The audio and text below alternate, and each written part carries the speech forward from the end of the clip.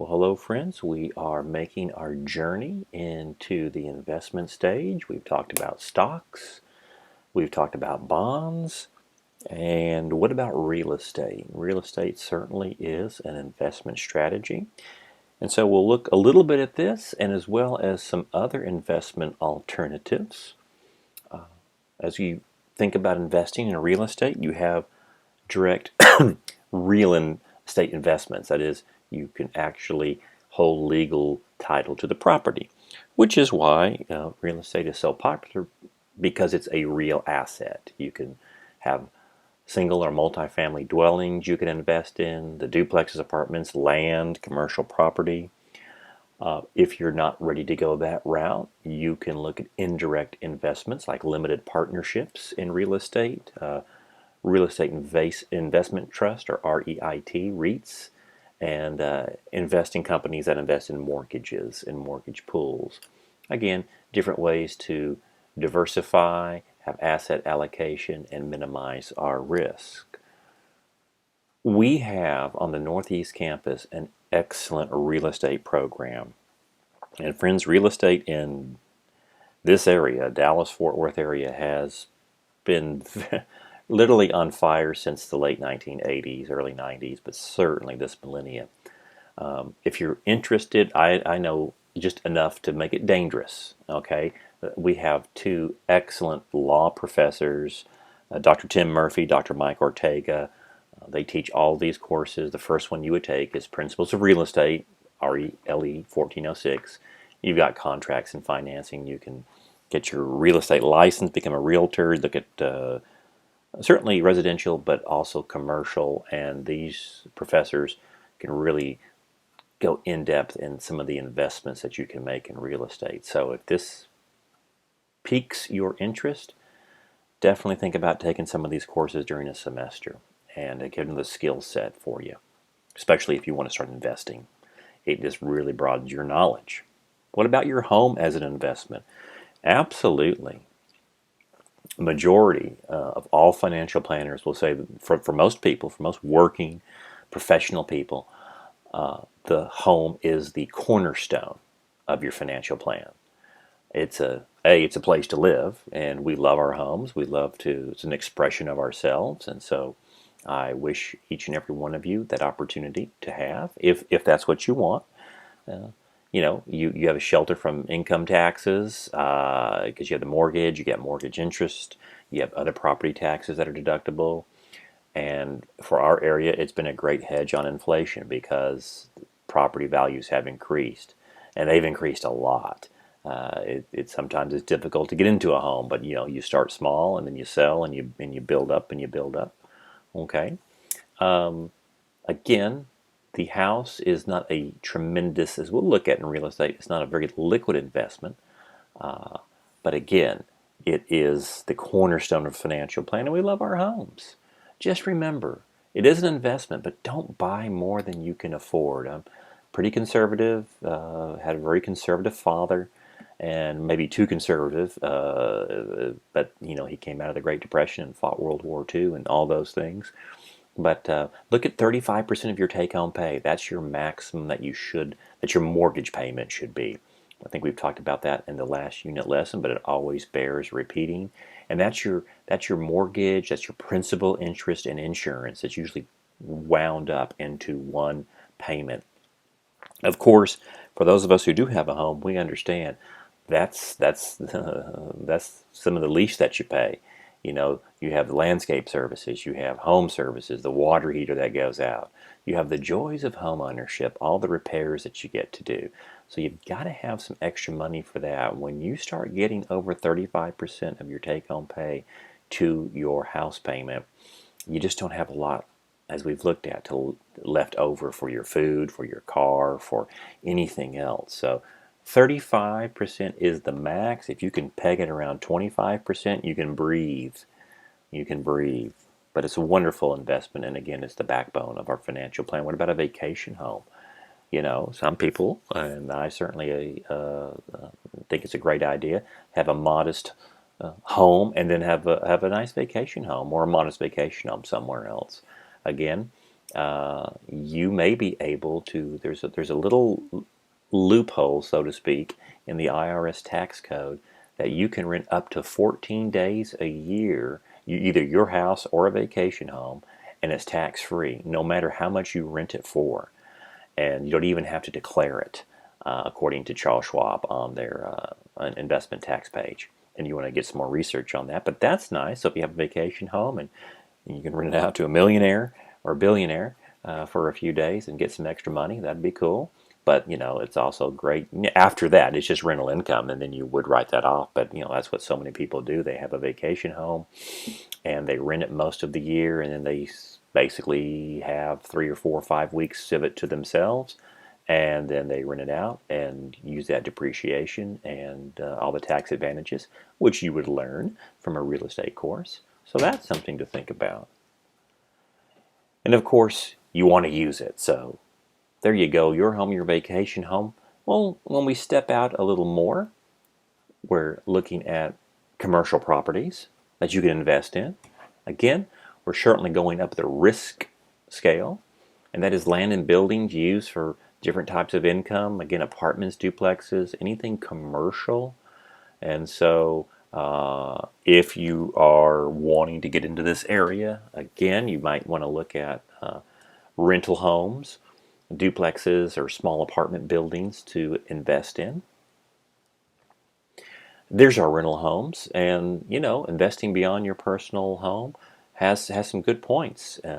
If you have a skill set here, if you know how to do a lot of your own work, it can be good. It can be lucrative, and you can flip homes and sell them or just rent them. But be careful. There's a lot of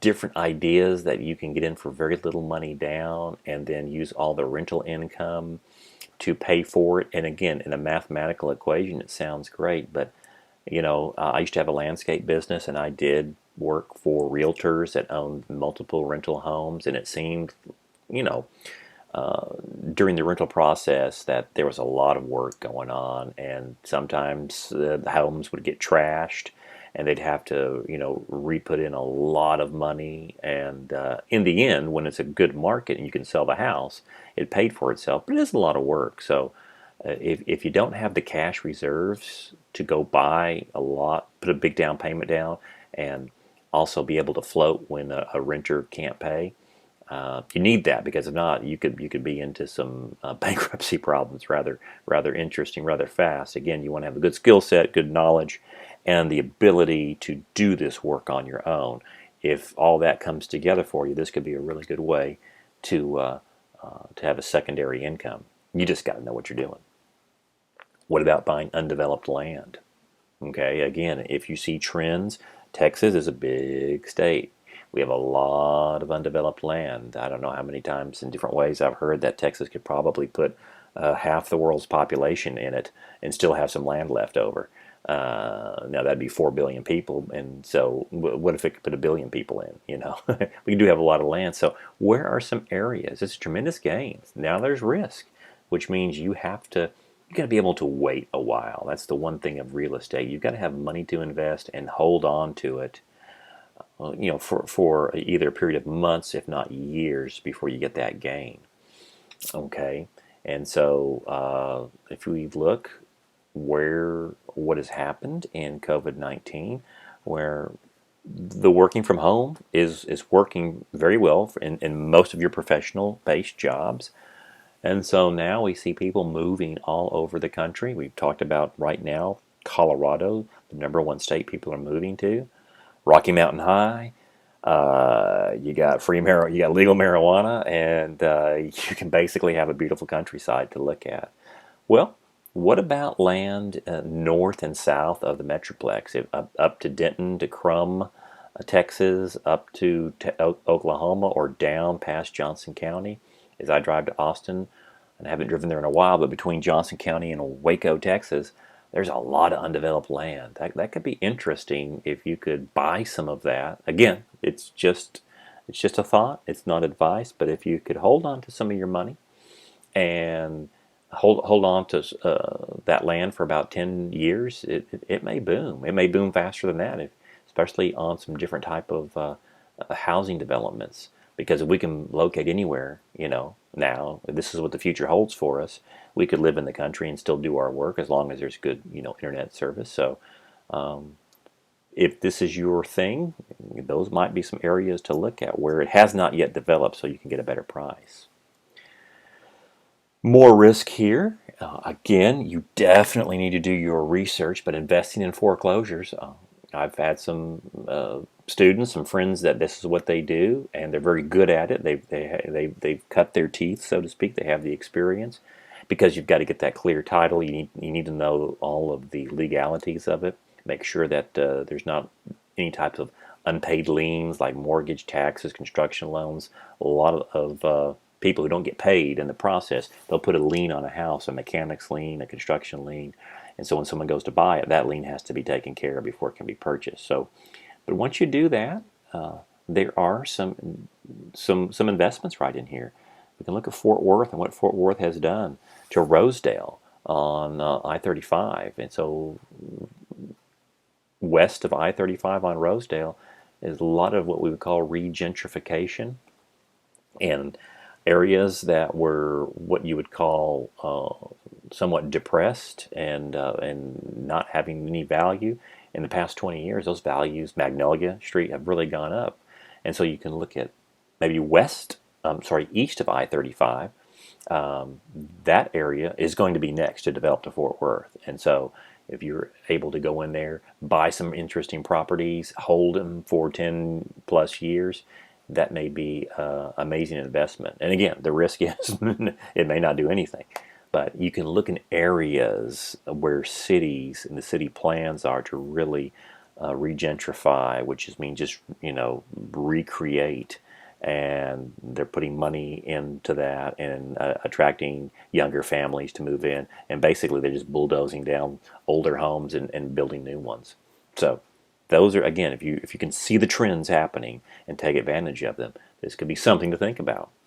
Those were the direct areas. Well, you might want to get into something, but there is risk and you don't have the skills. But perhaps there's something called a limited partnership, which this could be a group of developers, realtors, real estate lawyers that buy these properties and resell them. And so you could get into it through a limited partnership. Now, if you study what limited partnerships are, they limit your liability. So if you go in and put $10,000 into a limited real estate partnership, and if things go well, then you're doing well, and you get paid on whatever your portion is. If things go bad, in a general partnership, you have unlimited liability. But this is a limited partnership. So if you invest $10,000 and the organization has liabilities of $1 million and goes bankrupt and the creditors are after this organization, you just lose your investment. That's it. You lose your $10,000 and you're gone. It's the general partners that have to pay up somehow or hide all their money. But basically, that's what a limited partnership does. So that's a way, again, you limit your liability, you limit your returns, but it's a different way to learn about this industry and to invest in it. REITs, or real estate investment trusts, they're very close to a mutual fund. So they're very large companies that buy all sorts of properties, mortgages, homes, commercial property, multi-single family dwellings. And so you get a big diversification of your assets, and you get to invest in that. And so if it's a real estate investment trust, that's basically like a mutual fund. You can put in $2,000 or $3,000 in, and you get your returns. And they've done very well for the past 20 plus years. So that's what a real estate investment trust. Again, it could be very large, it could be very small. It could be just a group of people coming together. And again, they're generally owning properties and mortgages, anything associated with real estate. The advantages, my friends, again, they are great investments against inflation. And that has been the long haul of a good property. Just take your home or your parents' home, for instance. You probably bought it. If you bought it certainly in the 90s, if it's been purchased even before that, you've got a great appreciation. I'm saying that we are in the process of selling my mother's home, as she is in now assisted living, and so they bought it in the 1960s, and we're able to sell it 10 times, hopefully, of what they paid for it. And so that's a great investment right there. And it was a great house. We enjoyed it for a good 40 plus years. Oh my God, that's only 50 years. So you can easy entry in limited partnerships and real estate investment trusts and financial leverage. Again, this is the double-edged sword. It's usually a good sword, but you are able to borrow funds for investment purposes, because when you do own property, you gain equity in it, which means it's worth more than you paid for it. And so that gives you more leverage to purchase more, as long as everything is going in the right direction of property values going up. Some of the disadvantages are it is an illiquid asset, okay? Just as, for example, and you've probably seen this, for those of you who have sold a house before, my mother had 50 years plus years of stuff in her house. So we had to get through the estate sale. We had to do a lot of different things. It's finally going up on the market. So that's taken several months to get through. And again, all we've been doing is paying out money to get it ready. So there is that illiquidity. You've got it, before you sell it, it's still going to take some time. And of course, if we were in Michigan, and anyone knows what, some of the states like that, even some of Florida, that the property values have declined so many different areas in the United States. Texas, the DFW is one of the best areas to live in as far as value goes in property. If the value declines, then you're losing money in your investment. And of course, if we're just all in real estate, we're lacking some diversification. And again, you just got to know your stuff here, because we're dealing with real assets, we're dealing with real property, we're dealing with a lot of legalities, and so you gotta know that. But if you do, again, and there's also other payments that have to go on that most investments don't have, the intense taxes of property taxes that you got to pay every year. But if you're able to do it and hang on, it can be a really interesting way to diversify your assets and to invest in the future. Certainly your home and a nice vacation home, and more than that, I'd wish you great success in this. Are there other types of investments? Now, we haven't got to the big one that we'll cover in the next video, but there's other things. There's gold and silver. Gold and silver was used as money in the ancient world. In the 1970s, President Nixon took the U.S. dollar off the gold and silver standard. This allowed the United States to print money, basically. Everything was backed by gold and Fort Knox or silver. And so they are, again, what we call hedges against inflation. In times of uncertainty, people flock to gold and silver. If the dollar was removed as the world reserve currency, and friends, that has been talked about, and who talks about it are major banks in different countries, China, Russia, India. They're big players, and along with the United States, the dollar is the world reserve currency. It's the currency that's always reserved in every major bank. But if for some reason that weren't to be it, then our dollars would not be worth as much, maybe half as much as what they are now. And so I think it's always a great idea to have some gold and silver in your portfolio or even in your home. And the easiest way to do this is, and I do it every month, I usually buy 3 or 4 silver coins. Not a coin, it's actually a Liberty silver dollar that's 99% pure silver, or a African Krugerrand, which is silver. And so they range about $24 an ounce. Silver is somewhere around $15 to $18 an ounce on any given week. And so, but that's all, and gold is about $1,500 to $1,300 on any given week. It's gone up during this COVID pandemic. Now, those are always based on 100-ounce bars of silver or gold. And of course, those bars have to be assayed, which means an a gemologist has to basically verify that that's pure silver or pure gold. The coins already have that. They are already assayed, so to speak. So they have their value, which is why you would pay more for it. Okay. You'd pay about $10 more on a silver coin in their 1 ounce versus a 100 ounce bar. Just so you know, and you can do that Amazon, you can do it eBay, you can go to a gold and silver exchange in any. You'll see there's one in Euless, there's one in Hearst, there's one in North Richland Hills, several in Fort Worth, and you can buy it right over the counter. Gold's going to be a little bit more, but silver's supposedly very undervalued. Silver should be somewhere around $50 to $70 per ounce. It's a good value to buy. And here's, a little doomsday advice, and I hope that's the right word to use. But if things went really bad, if they went really bad, and inflation was out of control, and the dollars. Now we've seen this in many different countries: Argentina, a lot of Latin America and South America during the 80s and 90s, where their value of their currency just was nothing. But gold and silver. Germany in the pre-World War II, basically a wheelbarrow full of money meant nothing, paper money, but a dime's worth of silver could buy you food. And so that's the way I kind of use it, just to always have something in case things got really weird. People do rely on gold and silver, and the silver's so easy to buy and inexpensive. Never a bad idea to have, over time, 10, 20, 30, 40 coins ready to go to protect yourself. What about precious stones? Okay. Diamonds, rubies, emeralds, sapphires. Again, you need to really know this area of gemology. And so, again, we use them in difficult times, just like gold and silver, because they are scarce. They are limited in their amount throughout the world. And so they're great hedges against inflation. They're easy to conceal.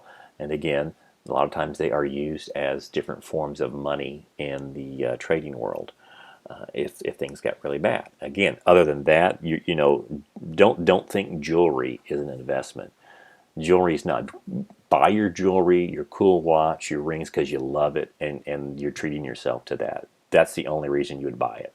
Don't think that that's going to get you any type of money if you needed to sell it. So that cool ring that you have that you paid $2,000 for, doubtful you could get $500 at a pawn shop for it if you had to pawn it off, maybe even $200 in the marketplace. So if that's your deal and you love it, do it because you love it. Don't think that they're investment. Just like a car, unless it's a Bentley, okay, this is going down in value. But this is the actual raw material of the precious stone. Collectables. Okay, maybe you love art. Again, buy that. This is just my opinion. Okay, that's all it is. But buy it because you love it and you think it's going to look great in your apartment. You think it's going to look great in your home or your office. Rare coins, you love to collect them. Sometimes you can get, again, some good looking coins, and maybe you can find the right investor there. But stamps, rare books, sports memorabilia, beautiful Oriental artwork and ceramics that you can date back to the Ming Dynasty. Again, if it appeals to the right collector and investor, fantastic. There's more of a hobby. I like it could also be a financial disaster. It is the buyer beware. Once again, is that a real authentic painting or is it a copy? Be careful of the investment scams and forgeries because it's so easy to do in this arena. You have to have very reputable dealers. So get it because it's your personality and you love it. The disadvantages is it's very difficult to turn into cash. Again, I'm going to take my mother as an example. Her mother, my grandmother, they were collectors of Oriental art, and it's beautiful Japanese art that goes back to many different, to the Hirohito dynasty, so to speak, and it's beautiful. It's hard to turn into cash, though, as we were selling things and getting rid of it and keeping it. As my father would say, and again, this is Mr. Conservative, son, it's worth as much as someone else will pay for it.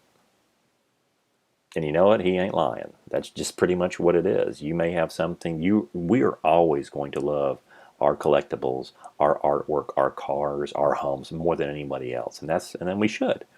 But I don't think someone else is going to pay for that. Again, because the value fluctuates. Political instability in gemology has a lot to do with it, certainly in diamond producing countries. You know what? This is the best thing. Buy it at retail. Expect you're going to buy it at retail, but you'll sell it at wholesale. Brokers charge a considerable amount of money to sell your collectibles. So, my mother, and who inherited her grandmother's wonderful Japanese pottery, Japanese paintings, we needed someone who knew what they were talking about. We found a very nice person who was located in San Francisco, and I showed her the pictures. I took pictures of it and emailed them to her, and she said, you have some very nice things here. I would need, and I literally had the Japanese writing, the Japanese artists, so it was authentic. And she said, I'm familiar with these artists. They date back over 100 years. I need you to sign an agreement with me if you want me to take this to the next step and really do a asset valuation. I could probably do it from the pictures, but you may have to send it to me as well. Just be prepared. That means I got to pay her the shipping, and her charge was 50%. So whatever she could sell it for, or the company that she worked for, they would get 50%. Needless to say, most of that artwork is now in my home. Okay, it's in my closets now. It's prohibitive for us. Even if we could get $1,000 and it's down to 500, I don't think we get 1,000 for it. I think it was more sentimental value than anything else, and that's what it usually becomes. So, on your collectibles and the things you love, do it because you love it. And if you can get something out of it, great. But don't think that just because mom and dad said that's a $50,000 painting, let's hope it is. More than likely, it's about $5,000, and you can keep 2,500 of it. Well, my friends, that's a quick one on real estate and collectibles. Again, we're scratching surfaces here, so you can go do more research. We're building our investment toolbox. Again, the home is the backbone of that financial plan. Hopefully, we have a little better understanding here of some real estate investments, the risk associated, collectibles, and risk associated with them. Now, we've talked about stocks, bonds. Is there something out there for those of us who do not have time to literally work all day long on our investments? Is there a vehicle out there that can combine stocks, bonds, real estate, even some gold and silver that we've learned so far that we can really start diversifying our risks with and get asset allocation? I think there is. So, with that buildup, make sure you watch and read through the next and the final unit of our investment, the final category. And that's going to be mutual funds and exchange traded funds. I think we can tap into some really good quality investments that we don't have to worry about all day long, and that can be part of our financial plan that we're going to use in our 401ks and our IRAs and other investments. So that's what's up next. As always, my friends, I hope you're healthy, you're safe, and you're making it a great day.